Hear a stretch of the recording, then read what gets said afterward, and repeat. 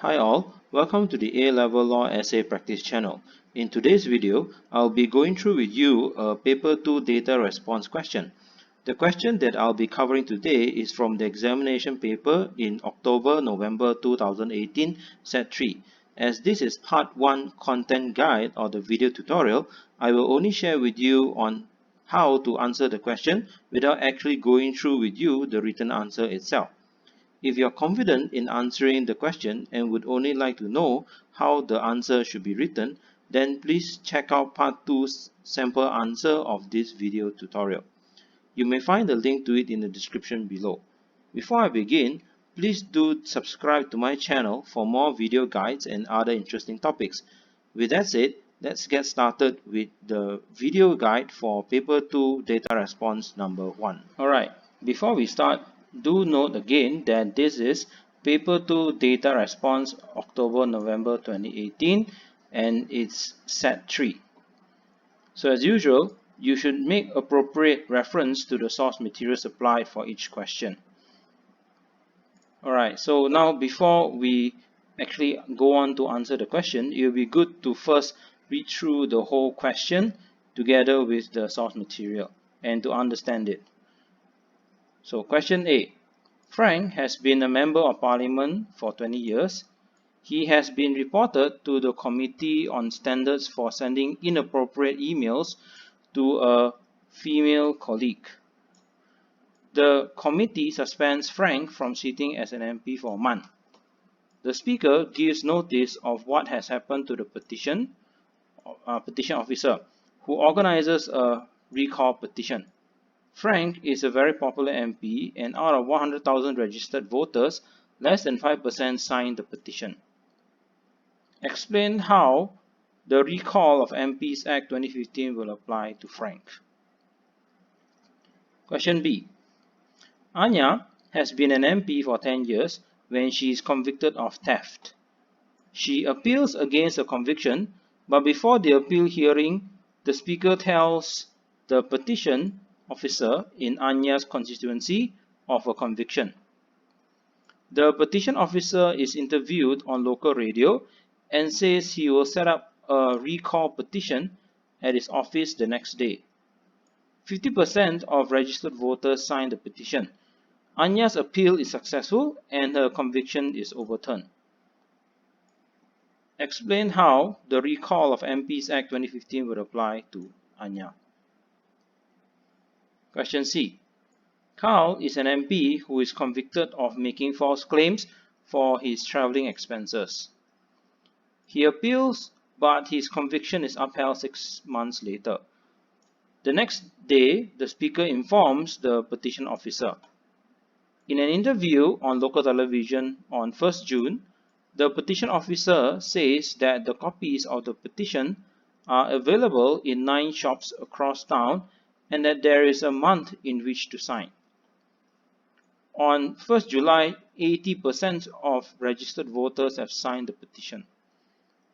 Explain how the Recall of MPs Act 2015 would apply to Carl. Right, so that's the end of the question A to C.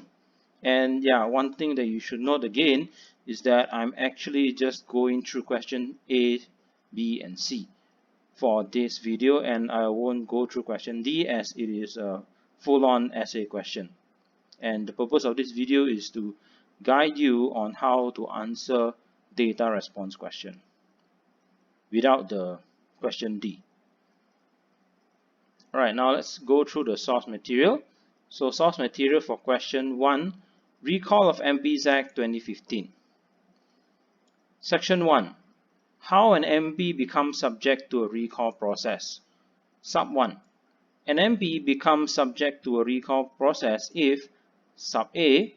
The first, second, or third recall condition has been met in relation to the MP. Sub B. The Speaker gives notice of that fact under Section 5. Sub 2. In the Act, recall petition means petition calling, Sub A, for an MP to lose his or her seat in the House of Commons. Sub B, for a by-election to be held to decide who should be the MP for the constituency in question. Sub C. The first recall condition is that, sub A, the MP has, after becoming an MP, been convicted in the United Kingdom of an offence and sentenced or ordered to be imprisoned or detained, and sub B, the appeal period expires without conviction, sentence or order having been overturned on appeal. Sub 4. The second recall condition is that following on from a report from the Committee on Standards in relation to the MP, the House of Commons orders the suspension of the MP from service of the House for a specified period of a requisite length. Sub 5. A specified period is of a requisite length for the purposes of subsection 4 if sub A, where the period is expressed as a number of sitting days, the period specified is of at least 10 sitting days, or sub B, in any other case, the period specified, however expressed, is a period of at least 14 days. Sub 9. The third recall condition is that, sub A, the MP has, after becoming an MP, been convicted of an offence under section 10 of the Parliamentary Standards Act 2009, which is an offence of providing false or misleading information for allowances claims, and sub B, the appeal period expires without the conviction having been overturned on appeal. Alright, so firstly, this whole thing is under section 1 of the recall of MPs Act 2015, and generally it is about the situation or the definition of recall petition and the requirements, and also what will become of the recall petition, and also the conditions, which is the first condition, second condition, and the third condition. So the first condition generally concerns with the, what do you call that, conviction. Yes, conviction of an offense and sentence or order to be imprisoned, all this. The second condition concerns with suspension. Alright, suspension for a specific period of time, and also in sub 5 it actually did emphasize or did go into further detail regarding what does it mean by of the requisite length for the purposes of subsection 4. Then the third condition is concerning the offense of providing false or misleading information for allowances claims. Alright, so now that we've understood that, so let's go to the next part. Right, section 5, speakers notice that first, second, or third recall condition has been met. Sub 1, as soon as reasonably practicable after becoming aware that the first, second, or third recall condition has been met in relation to an MP, the speaker must give notice of that fact to the petition officer for the MP's constituency. So here is about after section 1 has been satisfied, meaning either one of the three condition has been met, then the speaker under section 5 should, as soon as reasonably practicable, give notice of that fact to the MP, to the petition officer for the MP's constituency. Alright. Okay, next. Section 7. Where and from when the recall petition may be signed. Sub 1. Where the petition officer for constituency receives a speaker's notice, the officer must, as soon as reasonably practicable, designate sub A, a place or places at which a recall petition is to be made available for signing, and sub B, a day from which the petition is to be made available for signing. Then sub 2, a maximum of 10 places may be designated under subsection 1 sub A. So here subsection 7 is with regards to where and from when the recall petition may be signed. And generally the officer must, as soon as reasonably practicable, designate a place or places for which it is made available for signing, and also the day which is made available for signing, and also that a maximum of 10 places may be designated for signing, not more than that. Right, next, subsection 14, determination of whether recall petition successful. Sub 3, for the purposes of this act, a recall petition is successful if the number of persons who validly sign the petition is at least 10% of the number of eligible registered electors. Right, now that we have already gone through the question as well as the source material, we should be able to answer the question. To answer the question, I will firstly highlight the key points in each individual question and also the answer that you can actually get from source material. And also I will use different colors to highlight the answer for different questions. All right, let's get started. Alright, so in question A, the first thing that you should take note of is definitely Frank. Alright, and another thing that you should also highlight here is what he has done. So basically he has been reported by the Committee of Standards for sending inappropriate emails to a female colleague, and after that, yeah, he has been suspended for 1 month, and after that the speaker gives notice of what has happened to the petition officer, who then later organizes a recall petition. And lastly, because he is a very popular MP, out of 100,000 registered voters, less than 5%, well, the most important thing is just here, less than 5% signed the petition. Right, so this is more or less what we can get from question A. Right, now let's look at the answer that we can get from the source material. Right, obviously, you definitely need to highlight this thing here, meaning subsection 1. So I highlight it with the same color, and also all these things, definitely all these things, when I highlight section 1 subsection 1, it also includes A and B, because we definitely need to go through the explanation of first, second, and third recall condition, and also this thing here where the speaker gives notice of the fact under section 5. Right, then the next thing that we should highlight is actually this thing as well, subsection 2, as in we definitely should actually define what it means by recall petition, which means that the person has lost his or her seat, and also calling for a by-election.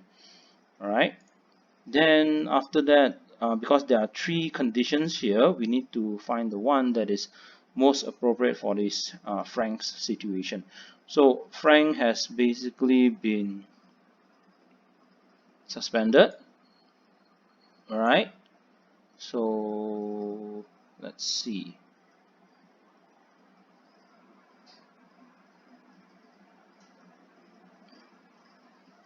Alright, second recall. Because why? This concerns with suspension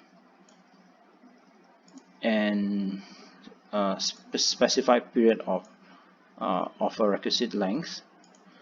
And also definitely we need to go through subsection 5 as well, because it basically defines what does it mean by specified period of a requisite length. And the most important part is actually this thing here, a period of at least 14 days. Because why?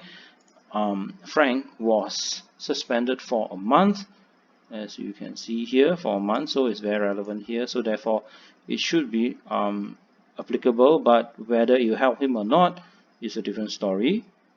Right, then another thing is with regards to the petition itself. So if you remember, it says here that yeah, he has organized a recall petition.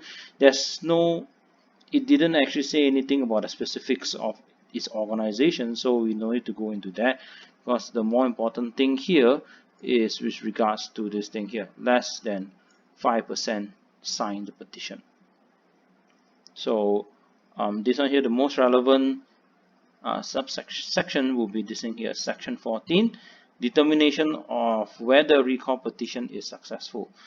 And yeah, the most important thing is here, a recall petition is successful if the number of persons who is valid signed the petition is at least 10% of the number of eligible registered voters. So this thing here. Alright, so because there's only like less than 5%, so it's very likely that this petition will not actually remove him from Parliament. Alright, so now to validate our discussion here, I'll just go through very briefly the marking scheme. Alright, so hold on before we look at the marking scheme B. Alright, so for marking scheme, okay, question A, of course there are a lot of bands, okay, like band 1 to band 5, but I'll straight go into band 5 because this is the best answer that you should be giving for the question. So band 5, which is between 8 to 10 marks, and of course 10 marks is the maximum mark. So full development of relevant sections. Conclusion is that Frank will be able to remain as MP, as what was concluded just now, but of course it will be good to actually put the conclusion at the end. Next is, he does meet the requirement of section 1 as he has been suspended under section 1 sub 4, and the sanction is valid under section 1 sub 5 sub B, which we did highlight just now, section 1 sub 4 right here, okay, and also section 1 sub 5 sub B here. Alright, okay. However, even though the recall petition is lawful, under section 1 sub 1, less than 10% of voters support it, and so under section 14 sub 3, it will not be successful. So as highlighted here already.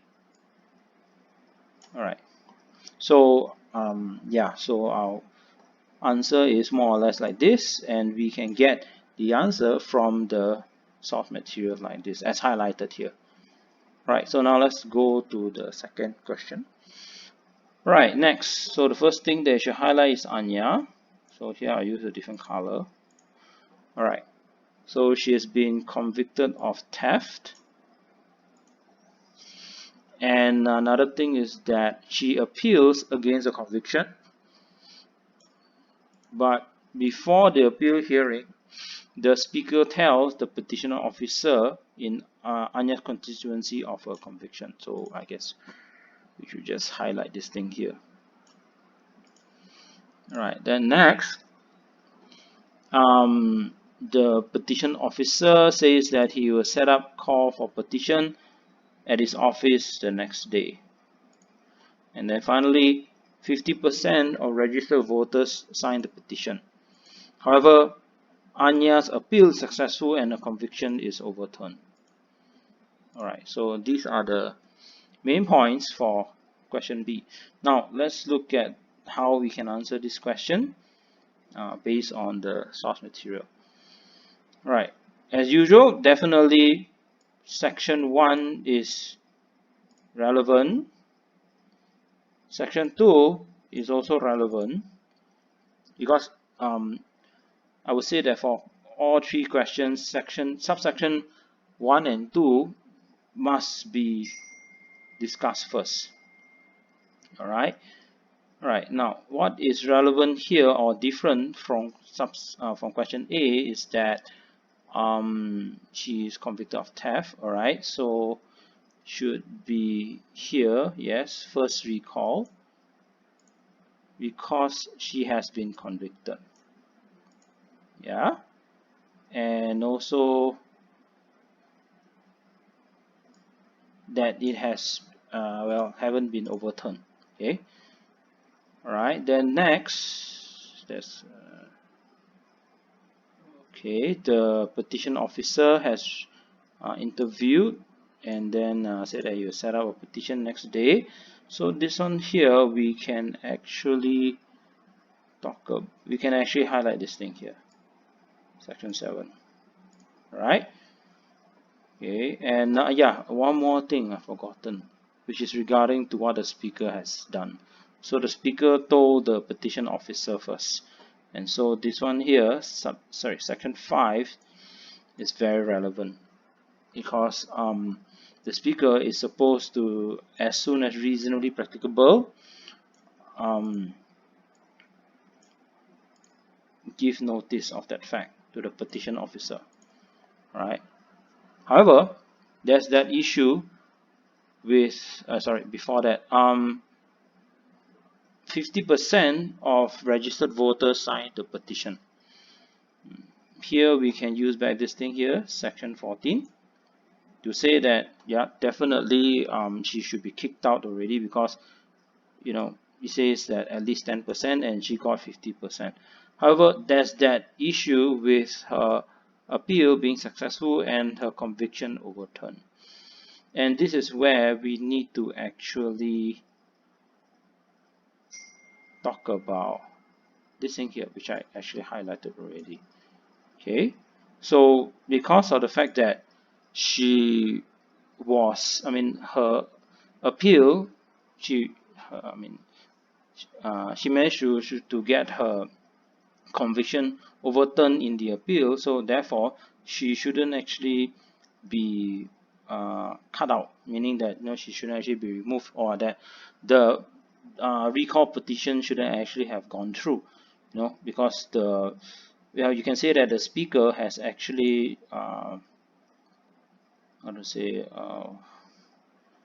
she have waited for to see whether or not she can actually overturn the appeal, overturn the conviction before he actually notifies the petition officer. Right. So here I would say that definitely this issue here regarding section 5 and also subsection 3 sub B will actually overrule what happens here in subsection 14. Alright, now let's look at the marking scheme very fast. Okay, so same thing, band 5, 8 to 10 marks. So full development of the relevant section. Conclusion: Anya will be able to remain as MP. She has the potential to be covered under section 1 sub 3, but this does not apply under sub B as her appeal is successful. There is a breach of section 5 as the speaker acted before the appeal was heard. And although the petition is set up lawfully under section 7 and a valid number of voters signed it under section 14, the result will not stand as Anya's conviction is overturned. So yeah, so we did highlight section 1 sub 3 and B, which is here, first recall, convicted or having it being overturned. Right, and we also did mention that the speaker actually breached section 5, which is here. He shouldn't have actually give notice before the conviction is permanent. And yeah, so even though it is set up lawfully, and also even though section 14 is satisfied, but then the result will not stand because her conviction was or is overturned. Right. So now the last one. Question C. So what you should take note of is Carl making false claims. He appeals, but his conviction is upheld 6 months later. Upheld 6 months later is to say that basically he failed in his appeal, right? So therefore he's still convicted of it, of that crime. And then after that, the next day, right? Important thing is the next day, the speaker informs the petition officer.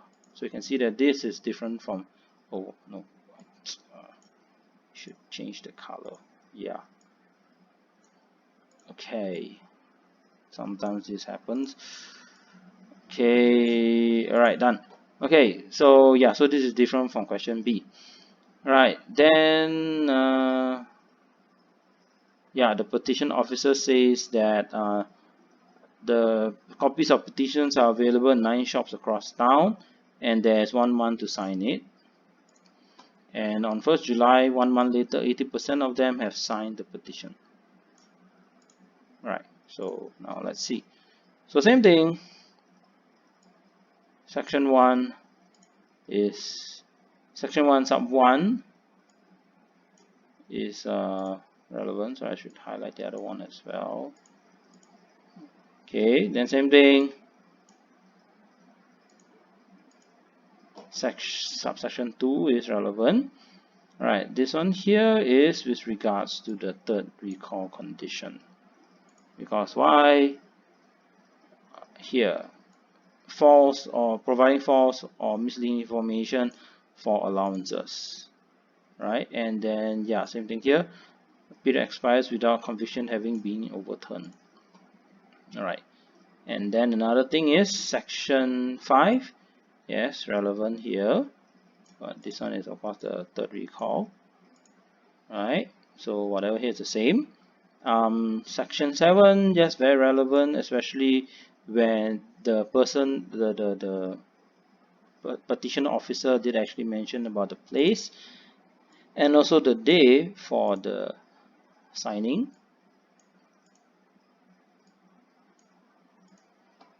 And yes, also this thing here, maximum 10 places, because on the fact only 9 places was made available.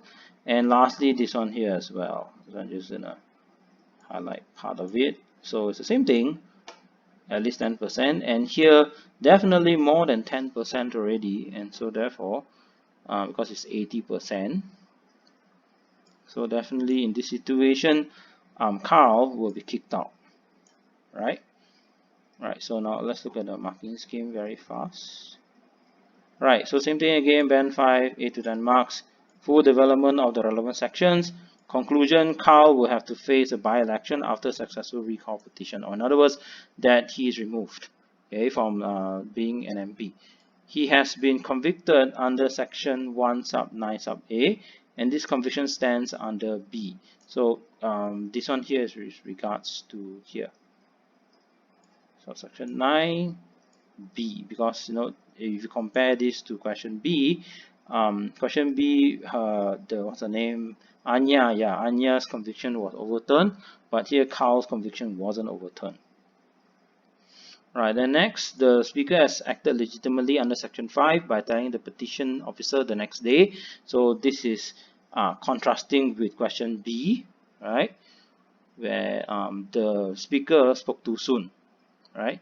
Next, the recall petition is valid under section 7 in terms of time and number of places where it can be signed, and the result is enough for recall under section 14 sub 3. So section 7 will be very relevant here as highlighted, because there is a specific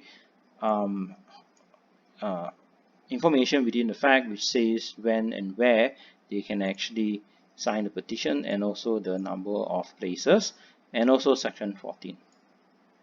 Right, so this is how you answer the question for data response. That's all for part 1 content guide of this video tutorial.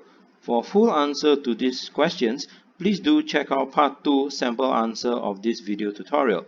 You may find it in the description below. If you like what I have done here for you, please do support my channel by subscribing to it, liking it and sharing it with your friends, as it doesn't just help my channel to grow, but it also helps those who need some guidance.